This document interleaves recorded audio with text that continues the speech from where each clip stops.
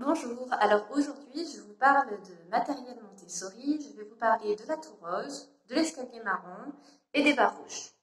Ces trois matériels vont nous permettre de voir ce qu'on appelle passer du concret à l'abstrait en partant de la très jeune enfance jusqu'à l'âge élémentaire.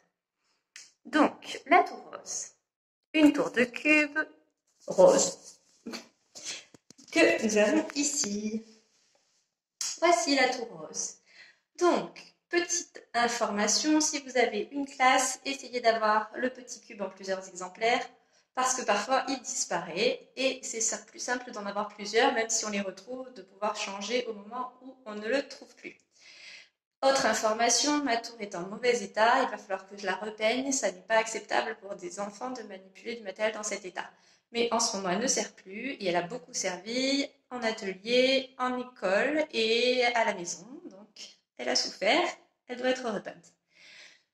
Alors, pourquoi est-ce que ce matériel est différent de ce qu'on voit dans le commerce, les cartons qu'on empile, là, qui sont en forme de cube et puis qu'on va ranger en les emboîtant les uns dans les autres? Première chose, ici, il s'agit d'un matériel exact. Celui-ci fait 1 cm3, 2 cm3, 3 cm3, 4 cm3, 5 cm3, 6 cm3, 7 cm3, 8 cm3, 9 cm3 et 10 cm3 pour le plus gros. On a un rapport de taille qui est le changement d'1 cm3 à chaque fois. Sensoriellement, l'enfant va intégrer cette différence à la fois par la taille et aussi, normalement, si c'est une tour rose de bonne qualité, sur la masse que font chaque cube.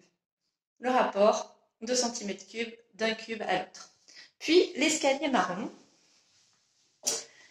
Alors, voilà l'escalier marron. Lui, il ne varie que dans 2 dimensions. Donc, ce sont des prismes, tous de même longueur.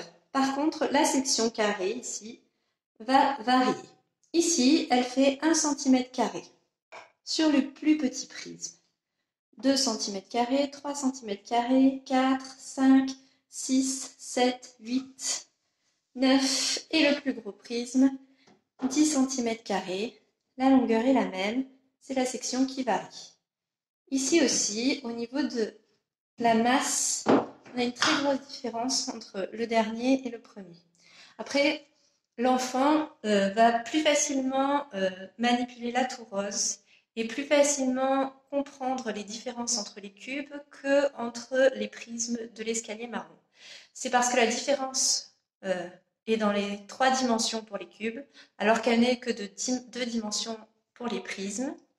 Et les barres rouges. Alors les barres rouges, je ne les ai pas dans la salle, là, donc je vous les montrerai dans une autre vidéo au niveau de la manipulation. Par contre, je peux vous expliquer rapidement, elle varie dans la longueur uniquement, la section reste la même, la longueur varie dans un rapport de 1 à 10. La plus petite barre fait 1 décimètre et la plus grande fait 1 mètre.